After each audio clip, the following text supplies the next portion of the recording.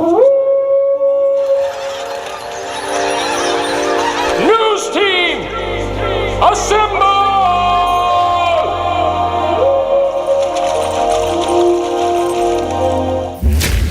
It's back and bigger than ever. It's the unofficial 40 from Soonerscoop.com. Now, here's the entire Sooner Scoop crew. Carrie, Josh, Eddie, and Bob. All right, welcome back. It is the unofficial 40 podcast right here on Soonerscoop.com with the boys are all here. And we are ready for another week. It's hoop season, but we got a lot of basketball. We had a Regions meeting over the weekend. We also have Zac Alley officially introduced as Oklahoma's co-defensive coordinator. But we'll talk a lot about that. And we have, as I said, the Regents meeting where you have the announcement of salaries for Seth Luttrell and Joe John Finley. George Stoy is here. He was at the Regents meeting. We'll talk about that. We've got hoops going on. Bob Brisbillo will drop by to talk a little bit of hoops. Sooners on a 2-game losing streak right now, but it's been a tough go of it in the Big 12, and at least they've gotten some of the better teams behind them. Although I don't know if there are any bad teams in the Big 12. I think maybe there'll only be one, and maybe a suspect one tonight as OU gets ready to take on West Virginia. So here we are, gang. Good to have you all back in studio, and I guess a lot of I don't know. It's just that time of year, I was on the boards a lot yesterday talking about this and that, and I know Josh has upset the masses today as well. So congratulations, Josh. You shit stirrer. Yeah, this is it's the off season. I got to find something to keep everybody mad about. No, I wish I could claim that I was that methodical about my approach, but people ask me questions and I answer, and generally it's going to piss somebody off. Well, I mean, I think there's just a lot of we had the pod last week, and it was kind of a venting, if you will, about what was going on with OU in the transfer portal and in NIL and all that stuff. I think that stuff continues. I mean, George, I know you were at the Regents meeting. Joe Castiglione was asked about NIL, and what's interesting about this, and big part of my day yesterday I spent on the message board talking to people about this, trying to explain it. I think everybody's so confused, and it gets to that thing like people are like, I don't want to talk about NIL. I don't want to hear about that stuff. Just let it happen. But then when you start losing players because of it, they're like, well, what's wrong with NIL? It's you kind of can't have it both ways. You have to educate yourself on it to understand exactly how it all works. And when people ask Joe Castiglione, like, what are you doing to help improve NIL? There's really not an answer for Joe. I mean, the way it stands now, schools still, and we're going to talk more about this, but technically, Joe Castiglione cannot arrange an NIL deal. Nobody in the athletic department can arrange an NIL deal. They can't collect any money to execute an NIL deal. That's where the collectives come in. Yeah, I don't think people understand how it works, and myself included in some capacity, but this is and we're not meant to, by the way. I mean, right. It's not like collectives are telling you, oh, yeah, this is how we go about doing deals with people. And here are all the intermediaries we use to get it done. Right. And the one thing that I always get is like, well, why don't you report the number that players are getting paid? And it's like, well, I don't see the physical contract that these guys are getting paid. So it'd be irresponsible for me to be like, oh, well, Caden Green got this amount of money to go to Missouri. It's like, I don't know what his contract looked like. I don't know what OU offered. I mean, we hear the numbers from people that we think know, but it's like I have not seen the physical contract. And so I don't know. I just think people get really upset about it. And the thing is for OU fans is, look, we can go ask Joe Castiglione that question every single time we see him. Mm-hmm. He's going to continue to give the same answer, and it's basically a non-answer. And the same thing for Brent Venables. I mean, Brent Venables has been very clear about the way that he's going to build his program, and whether you like it or not, it's not going to be NIL as the number one priority. And I do think that OU's done a good job in some areas in NIL, a lot better than other places. It's just OU has never been one to be a program that thinks it needs to go and pay all this money to get these players. And I think you look across the country and you see that from a lot of big programs. I mean, the programs that are doing this, we said this last week, are, programs like Ole Miss, Missouri that have to go out and spend the money to get these guys. Make a splash. Right. And I'm not saying, you shouldn't do that for certain guys, but I just think it's, dumb to be like, they just are not spending any money. That's just not true. Like they are. They don't get a Deion Burks if they're not spending money. They don't get even a David Stone if they're not spending some money. I mean, it's. And look, we should put it this way too. It like this is not just a black and white deal. Like this guy wants this much money, you're going to give it to him, or you're not going to be able to pay him. I think people feel like OU is losing out, because they don't have enough money because they're billionaires involved in this deal. I mean, there are people with a lot of money that can pay whatever they want if they wanted to, but I also think, like you said, Brent Venables is on record, and he said, several different ways, several times, like, if the first thing you care about and talk to me about is NIL, you're probably not for this program. Like, if that's what is the foremost thing on your mind, and guess what?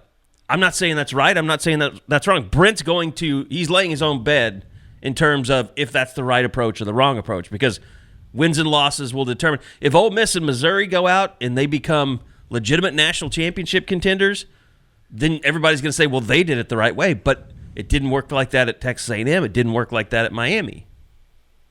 So this is all up for debate, interpretation, criticism, whatever. None of us are trying to defend the NIL program at Oklahoma because, I mean, I could talk about this till I'm blue in the face. They obviously don't care about crowdfunding money because there are very few efforts, and that was a big topic on the board yesterday about the Crimson and Cream Collective and how there's no outreach and people couldn't even sign up if they wanted to. And my response to that was, well, this is designed to basically funnel money to players through the big money donors, the BMDs, as we call them. So, it's not a comprehensive collective, I don't think, that's set up at OU. It was put in place to do what the big money donors wanted it to do. And Josh looks frozen. I think he is frozen. He is literally frozen. We just got a message from him. I had a power surge. The grid's going out in Texas. Oh, God. The cold's going to take it out now? The cold's taking it out, I think. Yeah, and we've lost him. We'll try and get back to Josh. I can tell Eddie loves this subject. I don't have anything to add on it. I mean, I think people are bitching about stuff that is there. It's kind of like it's very similar to the kicker thing. It's like, we need a kicker. Go out and get a kicker. And then they go out and get a kicker, and it's like, well, not that one. Right. That's not the one that I wanted. No. There's a system in place, and people bitching about the way that the website's set up. I looked at it. What am I missing? I guess they're just saying that, as of yesterday when they were complaining about it, and it was Grimlock that started the big thread about it, he was just saying that there's no way to even sign up or look at your account or figure out if you're subscribed or not. I gotcha. Yeah, I don't know. I mean, it feels like there's something in place, and if people just utilize it, it can be used for good. But the idea of like PR teams needing to reach out to get to people, and I think that there is some level of, you go to some of these SEC stadiums and they have collective commercials during the breaks and stuff like that. Sure. And that's available. That's available to Crimson and Cream because they're licensed as a collective by Oklahoma, but they're just not spending money on stuff like that. They're spending money on getting deals done and getting people, getting negotiated and done and paid. And they're not a big, like the Sooner Club's above us. It's a whole floor of people working just to garner donations.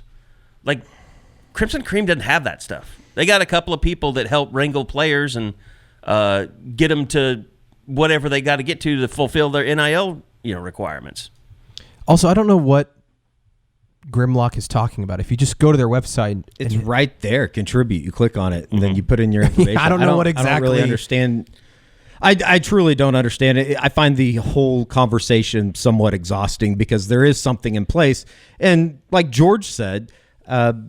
I just keep going back to the idea that people think that Oklahoma is not active at all in the NIL game, and that's completely unfounded. It's not true. Yeah. You don't put together a top 5 class after a 6 and 7 season if you don't have a collective in order. And here's the other thing. Well, and here's the other thing too. And I think people are overvaluing how much crowdfunding or crowdsourcing would do. Like that's not going to get you a 5-star defensive tackle. I mean, maybe one, but probably not. I mean, we saw the numbers from when they did, the first match thing, and it wasn't. I think they got like $1.2 million or something like that, which was great, but that was doubled. Like, we're talking about places like Ole Miss. We've heard numbers like $18 million is what it's going to cost to field this football team this year. And I'm not going to tell fans how to be a fan, and they can bitch and complain about it all they want, because that's their right as a fan, and that's their right to be a Sooner Scoop member. But at the same time, they need to, I think people need to realize that it's not changing as long as Brent Venables is the head coach at the University of Oklahoma. Like, it's very clear the way that they're approaching NIL. But his philosophy is, yeah. Yes, and I would even say go as far as long as Joe Castiglione is the athletic director, like, that's just not what Oklahoma's going to do. Well, and here's the other thing. Like, we're talking about one position too, though. Yes, it's I just the offensive line. If they had gotten an offensive left tackle through the portal who was deemed a guy that everybody wanted, it would be no the one exact would be opposite. right Everybody would be talking about how great the collective is. Like, I think it's a no. You're right. It's about one. And I'm not saying that Crimson and Cream or the collective or whoever. It's just it's one position group that you need to shore up. I don't know. It feels like a lot of hand wringing over when at the end of the day nothing. But that's not to say that the collective can't be better and get out in front of more eyeballs. Yeah. And I hate to use this example because I genuinely don't know, but I would like to guess that Washington and Michigan, who just played for the national champion, do you think they have better NIL? Well, Michigan did a big Oklahoma? push. Like, it was out there. Like, once they got to the playoff, it was like, hey, like their collective was reaching out and starting a drive and stuff like that. Well, I'm sure they get a lot more money if the team makes the playoff. Right. I mean, that's part of it. Right. But I think people are like, why isn't Crimson Cream doing that? And I understand, like, to stick up for them, they're doing everything that they can possibly do to pull this thing off. It would be up to the big money donors to give them some more money to operate with. Like, that's who, probably deserves the criticism, not the collective, but the people behind it that are funding it. Give them the money. And people are like, well, it's Sooner Scoop, you should do it. No, we don't have time to do it. We couldn't pull it off to the level that they're pulling it off. We have too much other shit going on around here. Anyway, Josh's power is back. Welcome, Josh. Yeah, sounds like I missed some good conversations, guys. I don't know. It's like it always is with NIL. It's like you feel dirty after you talk about it, and you just wonder. But it got to such a fever pitch. And like Eddie said, he summed it up perfectly. If OU had signed a really good offensive tackle out of the portal, everyone would be just fine with OU's collective. I think that's fair. Everybody on the board knows I've weighed in on the Lance Hurd, my feeling on all that sort of stuff. And honestly, that's I guess that's my question about all of this, guys. And I think I'd be interested to hear what you all think. Is Oklahoma willing to adapt if that's what's going to be the way things go? No, like, if that's the way you got to compete, because is Brent willing to adapt? That's the question that you're. Yeah, avoiding. I mean, I guess to a finer point, yeah. Yeah, do you give in on one guy or two guys or three guys? I mean, like, that's what Brent's got to weigh ultimately, and what's going to determine his success as a head coach or not. And I do think he's adapted in some regard, because I think everybody thought he was just going to be like a replica of Dabo Swinney, and you look at what Clemson's doing, and it's totally different than what OU's doing. So I think he has adapted. It might just take a little bit longer, and again, we'll see. Like, I mean, if Ole Miss or Missouri goes out there and they compete for a national championship or get to the Final Four next year, then everybody will be like, oh, well, shit, we can just do what they're doing. But right now, it has not been proven that this is a way that is going to win you a national championship. I don't know. Maybe I'm totally blind to it, but it just has not. Ole Miss is a great experiment next year. They're going to be fascinating to watch. Because they're a good team. They're not a great team. Right. I mean, like Missouri, they were a much better team than we thought that they were going to be. Now, how much does this put them, on another level, or does it just keep them the same? I mean, they lose Luther Burden, which is the best part of their team. He's gone, right? Burden's no, I think he's got another year. He's back. He's got one more. He's year? got one more year. Mm-hmm. This is just the third year guy. Wow. And that's my deal with all of this. I am interested to see, are Ole Miss and Missouri going to do this year over year, or are they just being smart and realizing, hey, this has got a chance to be one of our most talented teams. Ole Miss got Jackson Dart. Ole Miss had Quinshon Judkins. They had all this stuff in place. And same for Missouri. You mentioned Luther Burden. There's plenty of good pieces coming back on that team as well. And are they just kind of saying, hey, this is our chance. If we're really going to make a run at a semifinal, or, maybe if all the cards fell right, even into the finals or something, this is the chance. This is the opportunity. And they're throwing a lot of money at it this year with that thought in mind. And then, maybe, hey, if it goes well, then there's more money at the end of the rainbow. But I think that's kind of an interesting thing. Is this a long-term plan, or is this something we're going to see other schools do where, hey, we've got a really good senior core coming, kind of like we saw with Michigan this year. Is that going to be what other schools do? Not that Michigan threw a bunch of NIL out. I just mean if you've got that core and you can add a few pieces that are really going to help you, do you kind of go nuts in the portal and then try to make that, this is our year, we're going to strike? And I think OU too, to Josh's point, OU somewhat opted to use their, and again, it doesn't just come from one pool, but they said, let's use some money to get a Danny Stutzman, a Billy Bowman, Jacob Lacey, GJ Cherry. To secure them to come back. And I'm not saying that money could have been used elsewhere, like a Walter Nolan or something, but I do think that was part of the thought. I think part of the thought process is, like Josh was saying, kind of like Michigan. They said, hey, let's get these seniors back. Let's do whatever it takes to get those guys back and keep our core.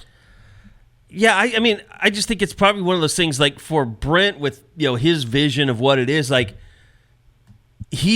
everybody's fine with paying those guys, so you're not going to get any blowback. Whatever those guys are earning, they've deserved because they've been in the program. They're captains, they're leaders.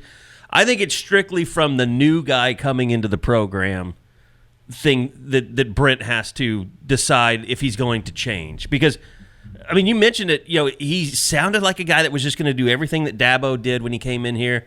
And it sounded like, Josh, didn't it sound like to you like, oh, well, he's not going to go after Kanik because he was committed to Clemson. And then he went after, and then Kanik ended up at OU. And I'm not saying he went after him, but he took him. So there was a little bit of a bend there.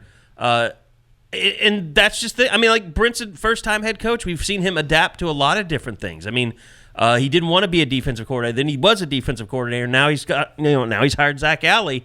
So he's figuring this thing out. It's just, I think, like Eddie said, we focus so much on the offensive line.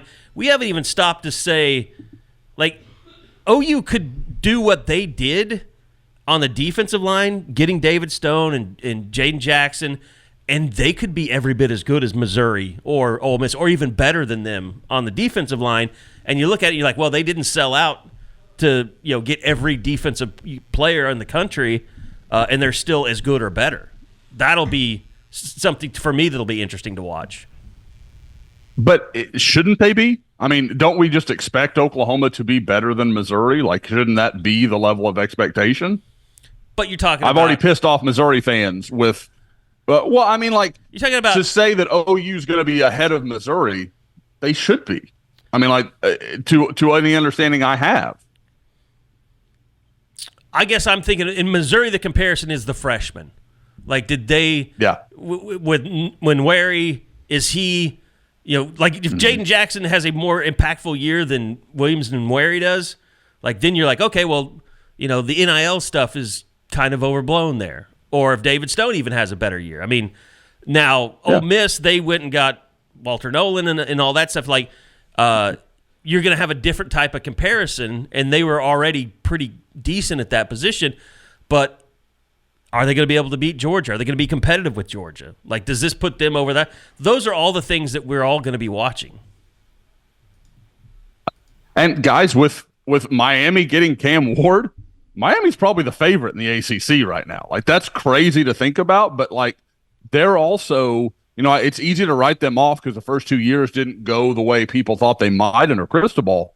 But they've got a nasty defensive line coming back. They've got the best offensive line in the ACC and one of the best young lines in the country, in my opinion, with Malagoa and the other big guy they signed out of the Northeast, whose name is just escaping me, Pancake Honcho. Well, I'll remember that forever. But there's several schools that are interesting, and I'm not saying that it's right or this is definitely the way. I just, I think there's got to be some flexibility when guys. Because I keep looking at this team. I'm like, this is a really talented OU team. There's a lot here that I like. I just don't know what they're going to get out of the offensive line, and I think because Bill is so good, it'll be better than it should be. But it's still concerning that could be the one unit that could maybe hold them back from making the playoff or really competing in the SEC in a few games. All right, it is the Enjoy Vision fresh perspective look around as we've been looking around. The latest and kind of the buzz on the message boards in this first segment here. But Eddie Radosevich, young Mr. Eddie Rado next to me. He has a pretty good vision. All the NIL talk made me want to feel like Helen Keller. Enjoy Vision, but I did go to Enjoy Vision. It's the best laser vision center in Oklahoma City. It's not even close. Combination of mind-blowing technology, experienced eyeball surgeons, and exceptional patient care was life-changing for me. Because Enjoy is so great at what they do, they're offering the unofficial 40 listener $400 off LASIK. All you got to do is go to enjoywithme.com, use the promo code U40, that is the letter N, J-O-Y, withme.com, and use promo code U40 for $400 off LASIK. Enjoy Vision. This is where you LASIK. Here, you need Perry the Python to cheer you up. I'm not in a bad mood.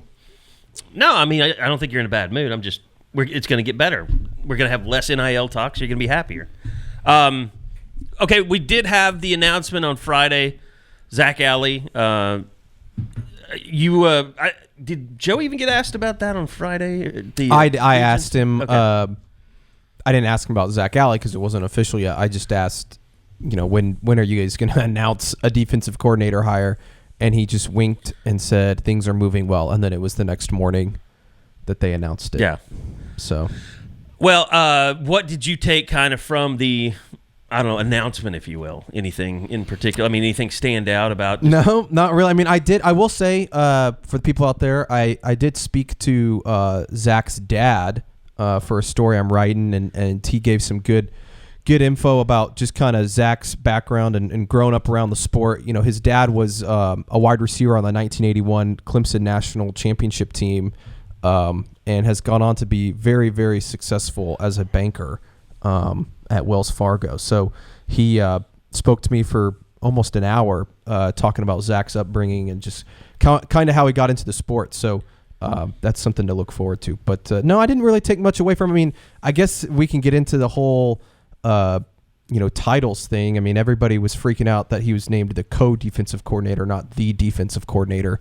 I think people look too much into the titles of some of these coaches, but I don't think a lot of time that's about money too. Being able to pay someone more. Sneaking Jay Valai in there as the assistant to the head coach of the defense or whatever the title is. That's how people get raises in this business. Correct. So, I mean, I wouldn't look too much into that. I don't know who's going to exactly call the defense, but I do think Zac Alley at some point will be calling the defense at OU. It just may be a while. Like, I think Brent, I don't know if Brent's ready to hand over his baby just yet, but bringing on a guy like Zac Alley is somebody that can help scheme, game plan, make call sheets, all that kind of stuff.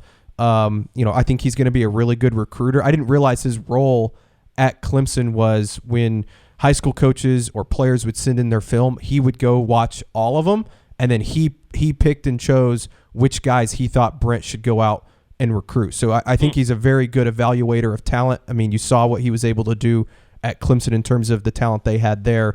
So he also helped out a lot on the defensive line. When Todd Bates was hired, he actually taught Todd Bates the defensive scheme and the concepts and watched film together. So I think he's a very, very bright young guy that's going to be able to recruit and also help them scheme for games. Josh, is it his name ever come up in the recruiting world much to this point? I mean, I know it's a different region and all that. Yeah, not a ton on my radar, but I will say I talked to one of their recent offers that they made this week. I actually made this morning to Tay Harris, a Georgia commitment from the state of Georgia, who mentioned knowing Alley from his time at Jacksonville State. And that's that's a big part of this, guys. Like, he has relationships in the Southeast and with schools because he's been recruiting their, second tier guys at all these major programs, the not even the IMGs, but just these, general Georgia schools, Florida schools, that kind of stuff, Alabama, which is obviously, the where he's been based out of. So I think there is, I think there's real promise to him. And Tay Harris even mentioned, really like him. He's really honest, very direct kind of coach. It sounds a lot like a young Brent Venables that we've all heard about, heard him compared to. So I think he makes a lot of sense. And also, just for the people out there who haven't stopped by the site and read Woke yet, Tay Harris is working on an unofficial visit to Oklahoma right now. And this is a Georgia commitment, kid from the state of Georgia. So just showing that you have that potential, like basically you make an offer and the kid's going to come take a visit. That's a great start. I mean, I know we'll see. You got to finish, guys, and obviously stealing a kid from Georgia away from Georgia is going to be incredibly difficult to do, especially a defensive back, which we all know Kirby Smart has a large hand in that. But there is, again, it's promising. It's a good sign for a very early start. And we don't know how much he's going to get paid yet. Not yet. But I do think it'll be north of $500,000. I'd say just guessing, literally just guessing. I would say somewhere around $650 to $750 to maybe $800. What's Bates' salary? I have it right here. $700. Yeah, is Bates. $650 then for Alley, something like that. Jay Valai's up to $750. But we'll know if he's seen. I think if he's $800. Then we'll know he's really the guy. Yeah, I mean, if he's getting paid the most of anybody on the defensive staff, then he's calling I would assume he's probably calling the plays, or in line least, to be the next play caller. Right, and I still think he's. I think this is a move though that just still again allows Brent to, if a practice comes up and he's like, hey Zach, you run the defense today, I'm going to go help out with special teams or offense or whatever. It kind of allows Brent to do that. Bad day for all the Ted Roof haters today. Yeah. UCF got another job. Interesting hire. That was another thing I never really got, why people were up in arms about the Ted Roof stuff. But I mean, he clearly, people believe that he can coach. I mean, he moves around a lot. I don't know why he doesn't stay in one place more often, but yeah, it should be noted too, though, that him and Gus Malzahn have a prior relationship, so it's not like somebody's seeking him out and taking an opportunity or giving him an opportunity as much as you just wonder, does Gus Malzahn just trust him? He knows what he's going to get. Well, let's face it, their defense was atrocious at times. Sure. Where do you guys think OU ranks in the SEC in assistant salary pool? Well, I know 5th or 6th. I know that, none of you read my mailbag, but that's okay. I know that I've never read it once. It's a lot of stuff to read on a Monday for me. It's okay. I know that Elko got $11 million for his salary pool at A&M, so I'm going to say OU's $6 million total. Last season, 2023, they were 7.8, which would rank 7th in the SEC behind Alabama, Georgia, LSU, Texas, Texas A&M, and Kentucky. Where did that rank in the Big 12? I think it was 2 behind Texas. Anyways, I think OU's will go up to about over 8 with Alley. I mean, here's the thing: if they're good, it would go down, wouldn't it?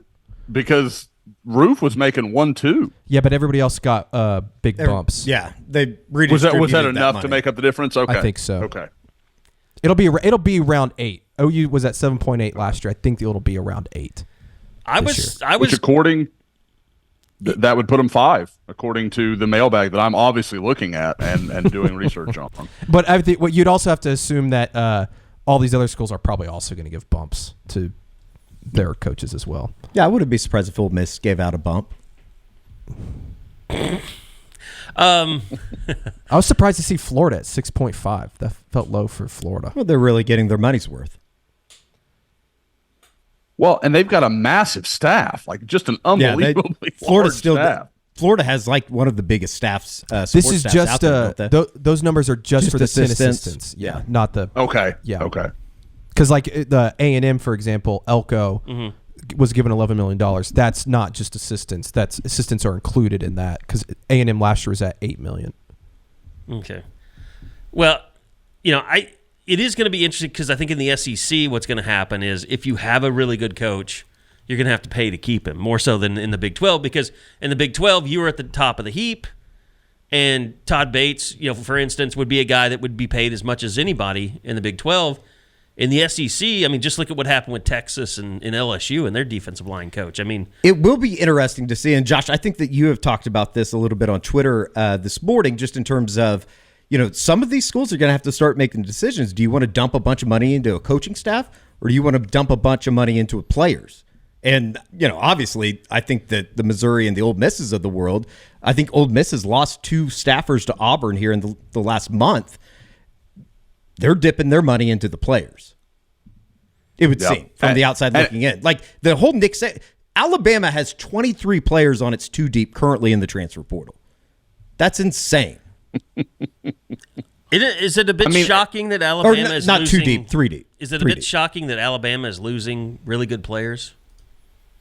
It is to me, Kerry. Like you knew they would lose some. Yeah. Like the Isaiah Bond thing, I'm like, okay, that sounds about right.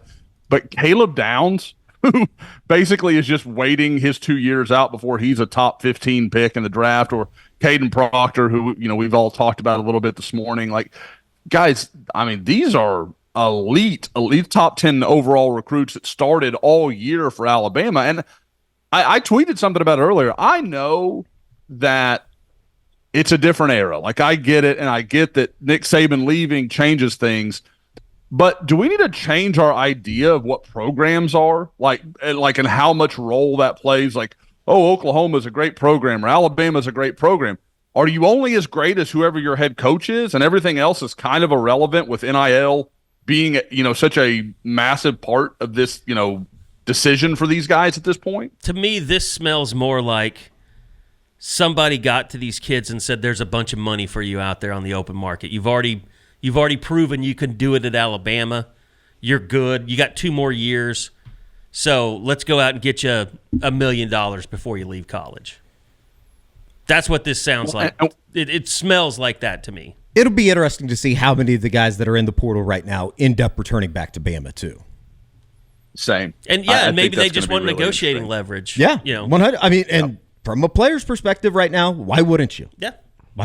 Seriously, especially if you're a Caden Proctor, where you know that they're probably not going to come back and say, nope, sorry, you can't come back.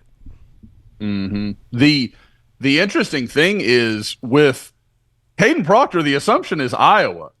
Guys, you want to talk about a school with some antiquated ideas. Oh, boy. Like, you think Kirk Ferentz is going to roll out the Brinks truck? Like, that's not how he operates. We're officially on day 140 in their offensive coordinator search. You think he's going to be negotiating NIL deals? That is... Now, it's probably a little bit different when you return home, and, you probably have more ability to maneuver behind the scenes and get that completely done without your head coach knowing. Yeah, like I said, it really does. It surprises me that Alabama has... And again, because I'm a huge Kalen DeBoer guy. Like, I'm like, is there really this little credence? Like, Isaiah Bond's, like, it was a business decision. I'd rather play in Kalen DeBoer's offense than Steve Sarkisian's. Like, that's now Jalen Milroe as your trigger man is concerning. I'll grant him that. But, guys, it's not like Michael Penix was anything special without Kalen DeBoer. So something tells me he'll get something pretty useful out of Jalen Milroe. Yeah, I'm just first off, anything new developing in the portal that we're hearing in terms of, we did the transfer portal YouTube yesterday. I know that there have been some linemen that have got people's interest peaked a little bit. It's hard for me to see some of these guys that are entering from Washington and not automatically think, well, they're headed to Alabama. And I know that there's probably going to be not as many that follow DeBoer, but it's just, I don't know, like the offensive lineman stuff, certainly. There seems to be a couple guys out there, and if you're in a position of need like Oklahoma is, they might hold all the chips, but at the same time, you got to get something done. Well, guys, if a guy like Caden Proctor is truly open to the market, he is truly open and listening to offers and not just heading back home to Iowa or, doesn't already have a prearranged decision kind of built in. I mean, if OU has money to give, that's not a bad place to give it. Like, that is, that's a kid that started every game for Alabama last year, has SEC experience, is only going to get better. And a big-bodied guy like that, Jerry Schmidt, Bill Biedenbow, I mean, he's tailor-made to work with those two guys. Like, he is ideal for what they do and how they craft offensive linemen. Now, again, I don't think OU is ever going to be in play, so I don't want to get anybody's hopes up. But if there's money to be spent and there is, if it's there and available, I can't think of a guy that makes more sense for what they need and, has some proven experience behind him. I will say this. OU fans could use a win right now. Yeah. It would be nice if something like that did happen, but it's kind of just like everything else. It's like, don't get your hopes up because they'll just get crushed. Well, I mean, people keep telling me, like, well, you can't spend that money on the guy when he doesn't have any experience. Caden Proctor would walk in as Oklahoma's second most experienced offensive lineman. Spencer Brown's the only one that I know has more starts. I guess Fabechi does too, but I mean, I don't see that being a huge problem. This guy started at a level that nobody else has started at and played at. So, played a national semifinal. So again, it's not going to happen. I'm just kind of talking it out, but he's the only guy that I could say, yeah, if he had any interest in Oklahoma, I have no doubt they'd have interest in him. All right, let's just kind of talk a little bit about 2025, Josh, and the things to come there. I mean, I know there's a junior day scheduled, but really, what's kind of shaking out with that class? I know OU's doing well, relatively, speaking to the rest of the country in terms of commitments for the 25 class already. Yeah, yeah, we talked about it yesterday. I mean, Oklahoma has 9 commitments in the 2025 class. That's second in the country. Behind, I'm trying to remember, I want to say it's Ohio State, something like that. It was no, Notre Dame. It's Notre Dame. And so, again, really strong start. Really like, obviously, what they've done at receiver. You've got your quarterback already in tow with Kevin Sperry. And, kind of, I've had some questions about him. Do they? Yeah. Everything that I have heard, he seems fine. He seems in with Seth Luttrell. I think there's probably still, it's one of those situations where I don't want to rule anything out and say no, but there's no clear indication that there's a problem, I guess would be the easiest way to say it. He's expected to be at junior day. He's going to hang out. Obviously, having multiple other Carl Albert commitments that are, in his class, on his roster there with him. And they're still trying to pursue Tristan Haynes, who's also going to be there, the 2025 corner from Carl Albert. So there's a lot that helps lock him in, I guess you would say. But yeah, it's a great early start. They are making the rounds right now. I mentioned the offer to Tay Harris. Made a couple of offers in Arizona yesterday. Seth Luttrell and DeMarco Murray are out there kind of making the rounds. And then, I had a lot on it in Woke, but Brent Venables is going to be out on the road, the next few days here. I know he's going to be in Houston kind of this week, early next week. I think he'll return home in between. I don't think he's going to spend 5 days in Houston, but it's clear. I mean, they are turning the page. I think it tells you a lot about where they see things in the portal right now. I think it tells you a lot about, anybody expecting a big surprise in 2024 or some late addition. I don't really see that. So I think it's really kind of stumbling here. Full steam ahead kind of with 2025 and really focusing on those guys and finishing out that class that, guys, based on the numbers I'm hearing, may be close to halfway done. Because I don't think this is going to be another 27, 28-man class. Give me a couple of names of guys that are just, potential top 10 guys nationally that maybe OU has a shot at with this class. Yeah, one of them I'll start with, and he'll be there January 27th at the junior day, is Jonah Williams, the big safety from Galveston Ball. Eddie and I talked about it on the recruiting report back when I went and watched him. That guy, you watch about 3 plays and he's special. He's just not like everybody else. Super long, athletic guy, about 6'3", 205. I think he may grow into a linebacker, and I know there are several schools that are recruiting him as such, but I also know that some schools are starting to pivot and say, "Oh no, you can play safety for us. We're gonna look at you at safety because that's what he'd rather play. That's absolutely what he's more interested in." And the interesting part about Jonah is he's also a very good baseball player.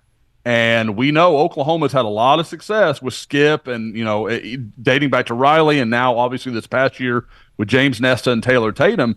They've really married that kind of recruitment well together, and I think that's going to play a big role here. So we'll kind of keep an eye on that. But another is Michael Fasusi, the big offensive lineman from Louisville, Texas. Another freak that I think On3's got him as number 14 overall in the country or something like that. He's an absolute monster. Been up a couple of times. He won't be in Norman for either of the junior days that I know of at this point, but he will be back this spring. He's already been to Norman 6, 8 times. I mean, he's been up there a lot, and I think he's got a real good bond with Bill Bedenbow. And so, again, another guy that I think is really focal. And I guess maybe the final, I'll just stick with the offensive lineman, is another North Dallas guy, is Ty Haywood at Denton Ryan. Big, long, athletic guy. Had one of our favorite clips of the season, him doing the basically the ghost fall after a guy pushed him trying to look for a penalty flag. So, these are 3 guys that I think if I picked right now, I think they'd pick Oklahoma. Like that's where I think it is. There's a long way to go. Basusi's going to visit Oregon, Miami, and Texas A&M in the coming weeks.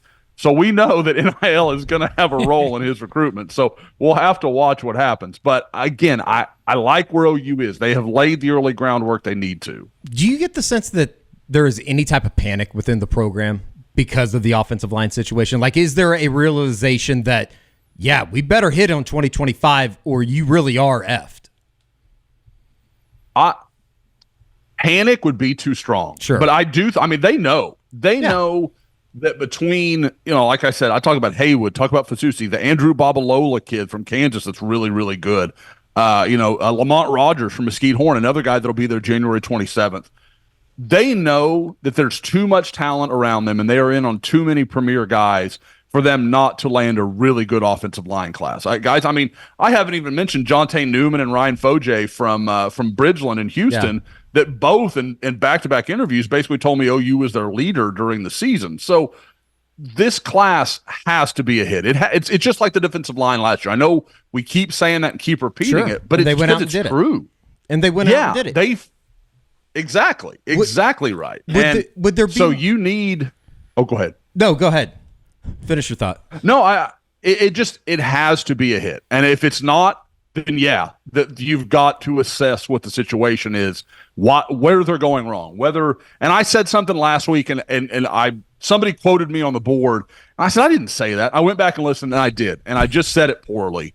So just to be clear to everyone, if it's NIL, then you have to fix that. But if if OU is competitive in that market, and these kids still aren't coming, then you've got to figure out what the problem is. Like it could, because you can't live in the SEC at the level of play that Oklahoma expects to and just expect to be smarter than everybody else. I've heard so many coaches tell me this through the years. Sure, you're going to land some 3-stars that turn out good, and you're going to have a lot of success. And Bill Bedenbow's had more than most. Like we have to give him credit. Guy is outstanding at identifying and developing talent. But you can't bet on yourself to be smarter than everybody else indefinitely. Eventually, I always compare it to Vegas. Like, eventually the house wins. You're just, I don't care how good a gambler you are, I don't care how good you are at poker, the house is going to take you sooner or later.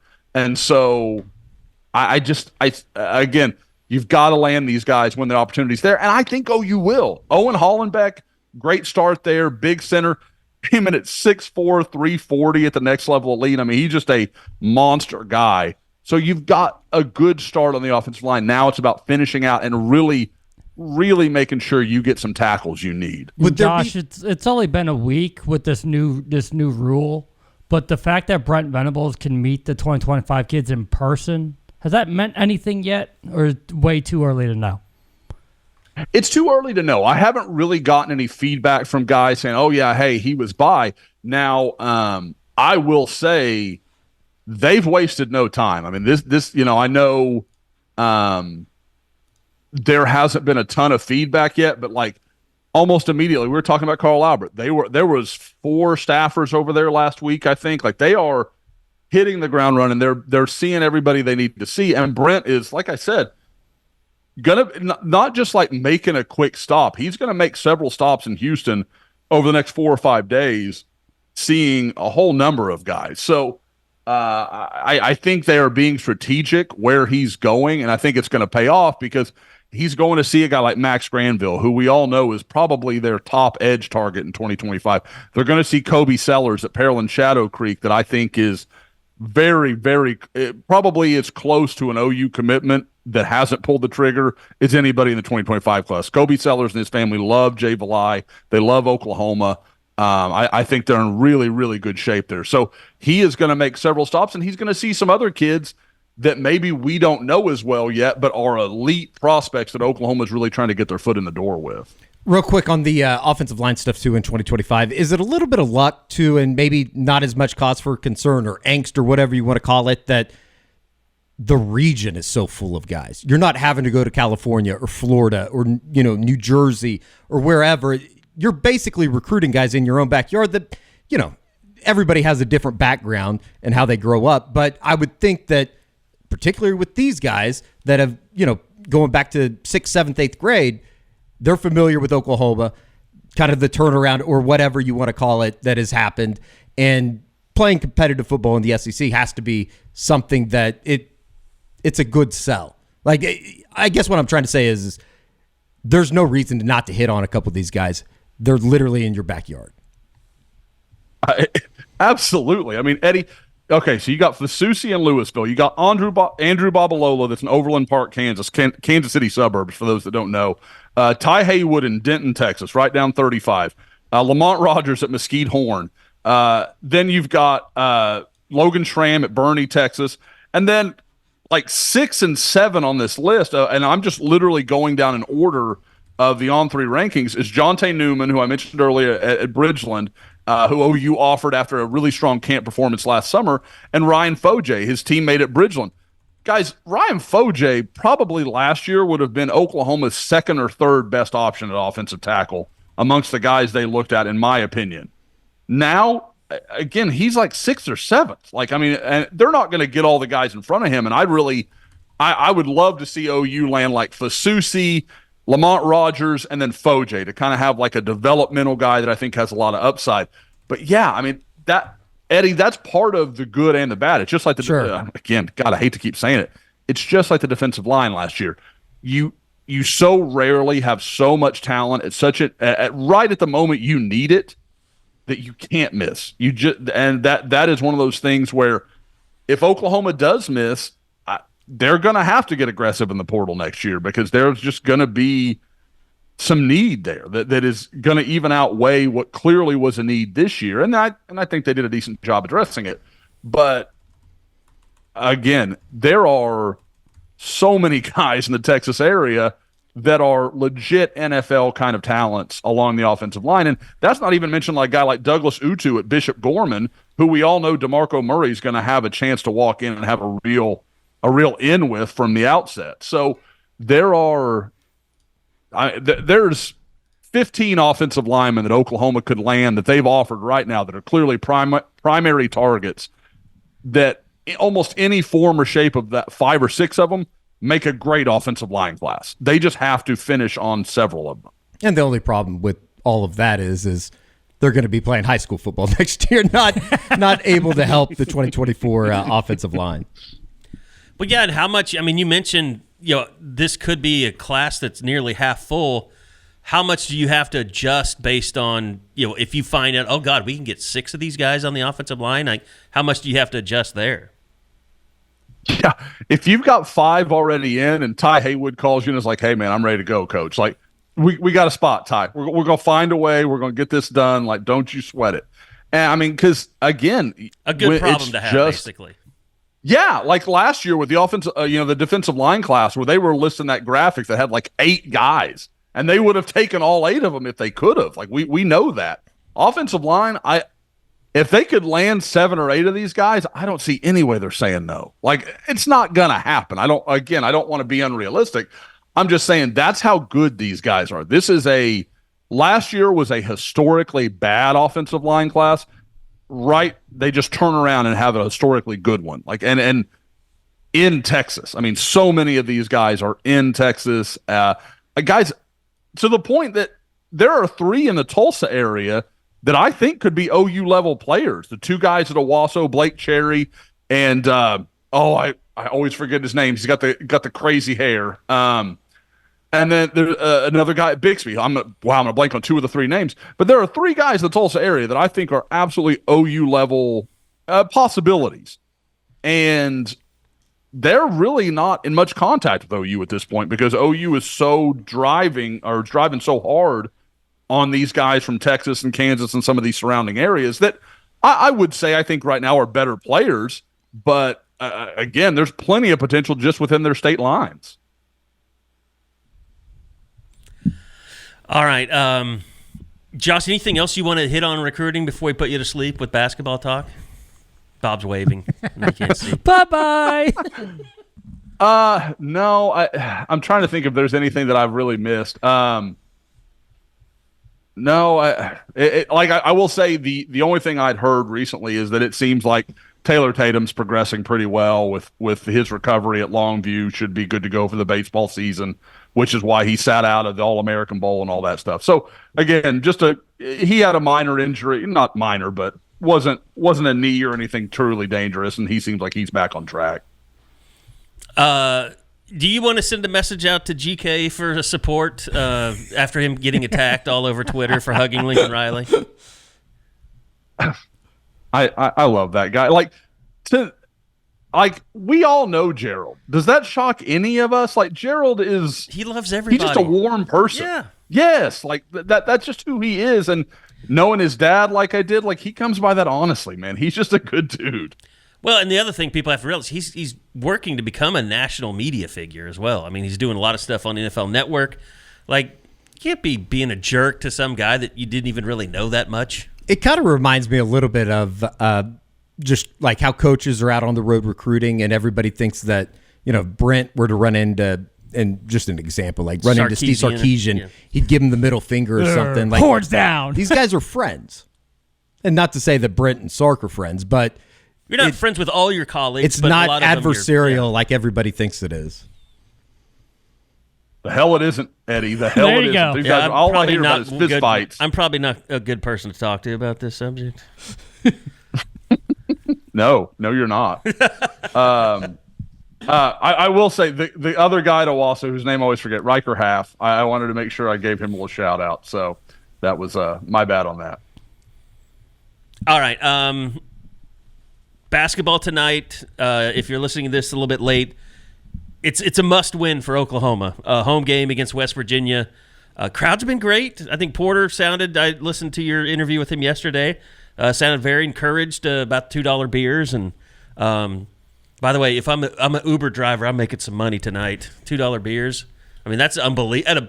At a sporting event, that's if you go to Thunder games, you know what just a crazy price that is for beer. Well, they've had the $2 beers like time and time again, but what Porter emphasized Tuesday was more beer stands. Right. Yeah. He said people have been waiting in line, missing too much of the game.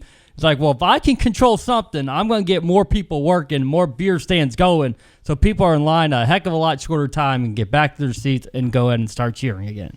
And the students will be back, so that'll be exciting. And even the crowds have been great even without them. The Iowa State crowd was fantastic. But, I know, Eddie, you've kind of been fighting with people a little bit. I don't think that's widespread that people think that this team is not any good. I do. I think those people are fucking idiots. I think the internet is a little warped reality. Now the net and the AP, like everything suggests, the respect is still there. But I think a lot of people are just saying, "Here we go again," just based on what they see. TCU is good. I mean, it was good at Kansas. I think TCU is a team that can go to the Final Four. Like, yes. Kansas is a team that should go to the Final Four. They lost 2 road games, and everybody wants to burn the thing down. It's crazy to me. It's the Big 12, man. I mean, I feel like Dan Hawkins every time I say that. I don't know how many teams are going to go on the road this year and win in Fort Worth and Lawrence. No. It's not going to happen very much. You could probably count them on one hand, to be completely honest with you. And Cincinnati's not bad. It took overtime for them to beat TCU. So I think Cincinnati's really good. Cincinnati is really. They went into BYU and ruined their Big 12 opener. 12 of the 14 teams currently in the Big 12 are in the top 16 of the net rating, which is it's incredible. I think that this could be one of the best conferences in the history of college basketball. Like, seriously. Outside of, West Virginia still getting some guys back from injury as well as suspension or having to sit out because of the transfer. Right. And with that said, that's why they're West a different Virginia. team. West Virginia beat Texas on Saturday. So I don't think that there's any reason to be upset, but I do think that, and we've talked about it on the show, Bob, just in terms of there are some serious questions, but I think that people also need to keep perspective that, do I think this is a top 10 team? No, I don't. Do I think that they're probably somewhere in that 15 to 30 range if you wanted to extend it all the way down? Yeah, sure. That gets you a really good seed in the NCAA tournament. And to know where that's coming from or where they're coming from as a program, I think it's a tremendous step in the right direction. And that's what they have to show these next 2 weeks. With 3 out of the 4 at home, go 3-1. I don't care if you win at Cincinnati and then maybe you lose one of the home games. Go 3-1 in this 4-game stretch and show people that you're legitimate, that you're not just going to fade away. Because even during Kruger's final couple of years, that February swoon happened, and that's what OU fans are all waiting for. They're like, no, the other shoe's going to drop. They're going to go into slump. They're going to lose 4 or 5 one stretch, 3 or 4 at another, and they're going to be clinging for their tournament lives. Why is this year different? This 2-week span is where Porter and the team has to show everyone this is why it's different. And Bob, what's the biggest concern right now? Is it just kind of Owe falling a little bit behind in terms of his scoring load and things like that? It's a little bit, but I go with a different one. I know not everyone agrees with it. It's that Latrey Darthard and Rivaldo Soares have disappeared because Porter mentioned time and time again to get older through the portal so that a true freshman isn't having to go to Allen Fieldhouse and try to handle that environment. Carry the load, But instead, these guys they produced nothing the last week, and that's just not going to get the job done. Like Darthard can't go 0 for 8 from 3 in a 2-game stretch, and those are like his only shots that he's taking. I know they're still playing hard on defense, but you can't have these experienced guys who are like in their 5th year playing just not show up for multiple game stretches. That just puts all the pressure in the world on someone like Godwin or Owe to play a little bit above or not within themselves because they got to make up the ground that they're losing from guys that they thought they could initially count on. I think that they'll play really well at home, and it's gonna be a little bit of a question mark on the road. It kind of reminds me of when teams in the NBA get into the off season. Into the playoffs. And somebody's going to show up at home. He's going to shoot very well at home because he's comfortable. You get him out on the road in some of these environments, and you're going to miss shots. That's the world of college basketball outside of UConn, Purdue, Kansas. Your upper echelon program, your Tennessees of the world, who I thought was really impressive yesterday against Florida. That's kind of where college basketball is at. So West Virginia as a program, they go through the Bob Huggins scandal. Are they still essentially, an athletic, defensive-minded team? They're not press Virginia, but yeah, they're a lot of the same same OU principles. have a little bit of advantage on the inside tonight? I mean, if they can stay out of foul trouble, and that's, Luke Northweather, what he did on Saturday was so crucial. Even if it's just 8 minutes and it's only six points, but being comfortable in an environment like the Fog should allow the staff to know that he won't be rattled by anything else that comes his way. Because Hughley and or Godwin, they've each had some mental errors where they've committed really ticky-tack, stupid fouls that get in foul trouble. Got to take them out. Where do you go from here? You don't want Jalen Moore as your center. Like, they've had to kind of juggle a lot of things in the last week. And maybe there's one benefit if it's that Northweather becomes part of the rotation from this point forward. Maybe you live with those 2 L's that you had to take to try to get there. Should be a good one. Should be fun tonight. 7 o'clock tip, I believe. 7 o'clock. 7 o'clock and ESPN noon on Plus Saturday. Speaking of like just dumb fouls, we talked about this on the radio this morning, Bob. It's one of those things that like Hughley, you just can't come back in at the 12:49 mark, and then you look up at 12. I think it was like 12:05, and he's picked up 2 fouls, and one of those being an offensive foul when you're down by 7. And Hunter Dickinson's not even in the game. You just got to be smarter than that. So you hope that you learn from that.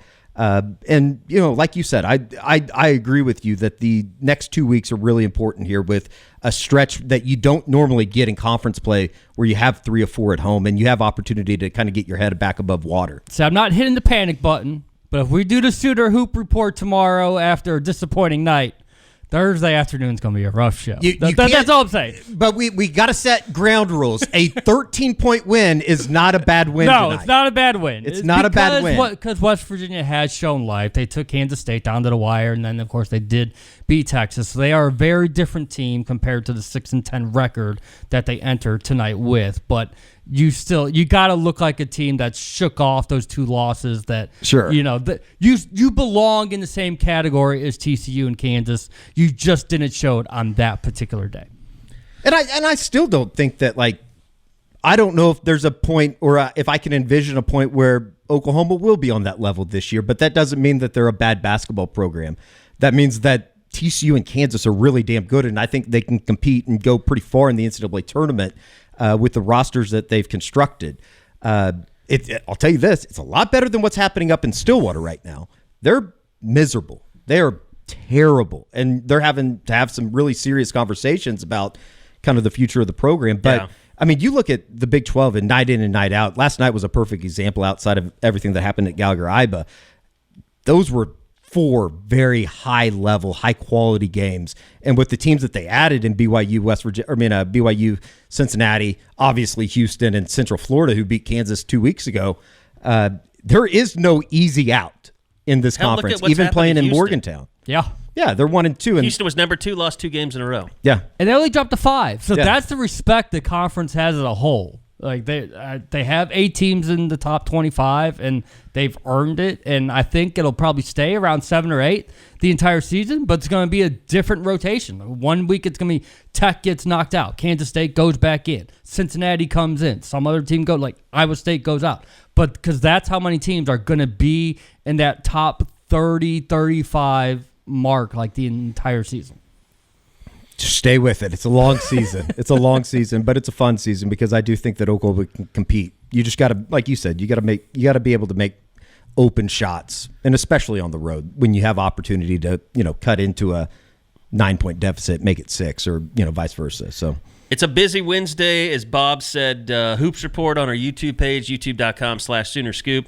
Look, we know it's a niche audience. I mean, and wins help. So, I mean, yes. Views were a little down last week, maybe. Come on, people. But go check it out. A lot of great information. We'll break down we'll have highlights from the game tonight on tomorrow's Hoops Report, so that'll be good. We'll break down Achor, the Samford sophomore that was unbelievable last night. Career high 35. He had 8 threes. Wow.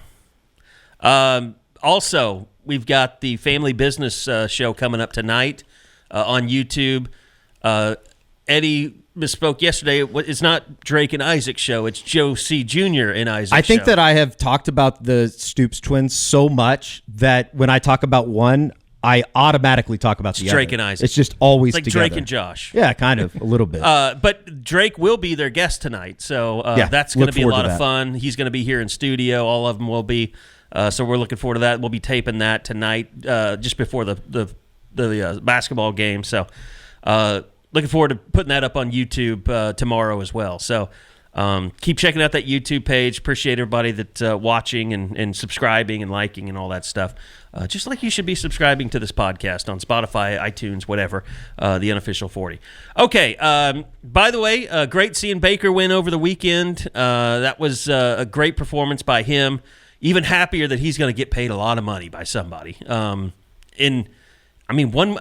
I don't think they'll beat the Lions. I hope Baker's not listening to this, but give him the chip on his shoulder. Yeah, I'm contributing to that boulder that's going to be on his shoulder. But man, one win away from an NFC Championship game for Baker. I mean, could you imagine? It's crazy. I feel like I guess, unfortunately, we've watched a lot of Bucs games this year. I know that we've talked about it on Sundays in the War Room. That was the best they've played. Now, with that said, I think that the problems in Philadelphia are so astronomical that even when they got the safety, it was like, I don't really have a feeling that Philly's going to be able to get back into this game. Credit to Baker, though. That was awesome. He was fantastic. And his numbers should have been much better if Cade Otton doesn't drop all those four drops balls in the first half. Yeah, Otton's probably his most reliable receiver. Who's been really good. Yeah, he's been outside of Mike Evans. Yeah, I mean, Mike Evans had some big drops, though. One for sure drop, and then one that was kind of on the fingertips. I don't think that Tampa Bay is going to win this weekend, but I do think that there is opportunity with the secondary situation for Detroit. They're going to be able to, if Baker can be really good, if he can duplicate what he did last week, if he can get time with Aiden Hutchinson, you might have some time. You might be able to go in there and make a little noise. He's not going to have as much time as he had against Philadelphia. And by the way, I don't know what happened to Philadelphia's defensive line because they used to be dominant. They're just awful. But Baker's got a good offensive line, just not a great offensive line. They got to stay healthy. They have gotten better. Like their ability to run the football, and particularly over the last 6-7 weeks of the season, it went from don't even run the ball or don't even try to like maybe you can average 3.5-4 yards a carry and be able to figure it out. And I think that's one of the reasons that they've won 6 of 7. And you also. Baker's able to actually sit back there and buy some time without a holding penalty, which has been a problem. For them. I don't know who their offensive line coach is, but he's done a pretty damn good job getting them to just winning a playoff game. I mean, it'll be interesting because his offensive coordinator is up for jobs, and if he leaves, Baker's a free agent. I think Tampa will probably if he goes to the NFC game, they might throw $200 million at him. I mean. They're going to have to pay $200 million. I would tell him to sign. Yeah, I would say sign immediately. Don't even look around. It doesn't even matter what team it is. But I mean, he has now kind of cemented himself as a top 10 quarterback. I mean, on the very last part of it. But you look around the NFL and quarterbacks this day and age. Like, if you can get a Baker Mayfield the way he's playing now, there's a lot of people that would love to have Baker right now. And especially when you go back, 6-7 months ago, and he had basically been thrown to the curb by Carolina and didn't really know where he was going to go after Los Angeles and that kind of those spot duties that he was making at the end of the season last year. There's no doubt that he should be the comeback player of the year. I mean, it's almost, I think, a clinch that he is. Yeah. Outside of for a while, Justin Fields, people were talking about him, but I think he's and Joe Flacco. But the way that ended, I don't know if you can necessarily he won his playoff game. I think that he has been kind of what everybody around here would like to think that he is, endeared himself to the locker room. The front office loves him. It would seem that Tampa's the place that he's going to be for the next couple of years, and it's pretty cool. And he's saving his head coach's job too. At the no same kidding. Time, so I was like, Todd Bowles should give him some money, not get hit in the ribs on Monday. He's beat up. He's beat up. So. There's no doubt about that. He looked pretty good running around. I mean, he did. That was Baker knows how to. I mean, he played. What was it? Torn labrum in his non-throwing shoulder. He played with that? In Cleveland. So I mean, that's kind of how we got here. Is him trying to play through injury, and the rest was trying history. to be Baker. Yeah, for sure. I'm excited about all the games. I think that the playoffs, the games weren't very good over the weekend, but I think that this weekend it's going to be pretty. Can you imagine Buffalo having to do that all over again? Bring all those people in to get rid of the snow again? My dream job. I think that just shovel Oh snow. my God, you are a show shoveler. I forgot. I know that they were getting lake effect here over the last couple of days, but I think it should clear out. I don't know if it's going to melt, but it should clear out by Sunday. It's supposed to be like 30 or something. Warm front. I hate myself for not taking Kansas City over Miami. I'm sure you made a bundle on it. It was fair and adequate in the second half. I had a buddy that went up there that was at the game. I don't know how anybody did it. He was in it. 6 layers of clothing. I truly don't know how anybody did it. Eichert went up there because when we were just walking out of from Lawrence, when we were walking out of the field house, it was like my hands had to literally sit in the car because you couldn't feel your hands. It was so damn cold. I'm not built for that. I know I'm fat, but I'm still not built for that. I don't even know if the camera would work in that cold weather. Yeah, I don't know. It barely survived. What was it, Kansas this year? But that had a lot to do with just how wet it was outside too. Yeah. So they kind of got lucky in that regard. But it was Yeah, it's going to be a good divisional round for the playoffs. Hopefully Baker and them show out. But then again, I'm going to play both sides of the fence. I love Detroit. I love everything about it. I love Dan Campbell. It's going to be everything. a madhouse. Yeah, it's going to be awesome. It's as close to a college level atmosphere as you can possibly get. All right. Anything else you guys want to hit on before we get out of here today? I don't think so. It's kind of crazy, but OU baseball's already started practice. I know that softball was unanimous number one. It's going to be fun for the spring sports. Obviously, Oklahoma softball and what they're doing. I need to drive by Love's Field. I haven't been over coming there together. in a while. They got a month. They got a month and a half to get this done. Yeah. I know Joe C. said you should take a look at Larry Nafee's car because he's in charge and getting mud all over it and stuff. So it's funny. And I think baseball is going to be very competitive. They weren't in like D1 baseball's preseason top 25, but I would be very surprised if they weren't in there, by, let's say, beginning of Big 12 play, conference season. We know about, Jackson Nicholas. He needs to have a bounce back year, but what are the other kind of big names? I mean, everybody's back. Yeah. Everybody's back. And they went out and I'm not just incredibly familiar with all the arms that they brought in. I know the Jacob Golston kid's going to be a true freshman that they were pleasantly surprised that decided to get to campus instead of going, and signing after getting drafted. I think that their starting rotation should be very, very good. And it's kind of an interesting year for them just in terms of that final tune-up, if you will, going through the Big 12 before you get ready for SEC play, which is going to kind of mirror Big 12 basketball in that you're entering a gauntlet where, you need to take 2 or 3 every weekend if you're at home, and if you go on the road, you need to try to not get swept, that type of deal. So is Nesta here? Yeah, I think so. Yeah. Okay. Yeah, he started classes today.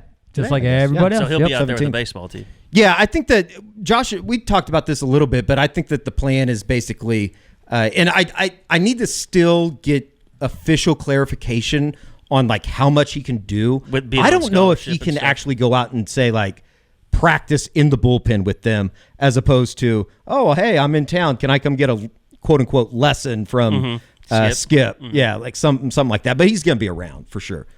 And I don't think that with as many arms as they have going into the season, I don't know if they'd be ready to throw a true freshman out there anyways. I think he still needs to develop a little bit. All right. Enjoyed it. Been a lot of fun. Appreciate everybody jumping on once again. We'll be back again, like I said, with the Family Business YouTube show tonight or tomorrow, the Hoops Report tomorrow as well. And then, of course, your Unofficial 40 pod coming out now. So thanks, everybody. We'll be back again next week for another edition of the Unofficial 40 podcast right here on Soonerscoop.com.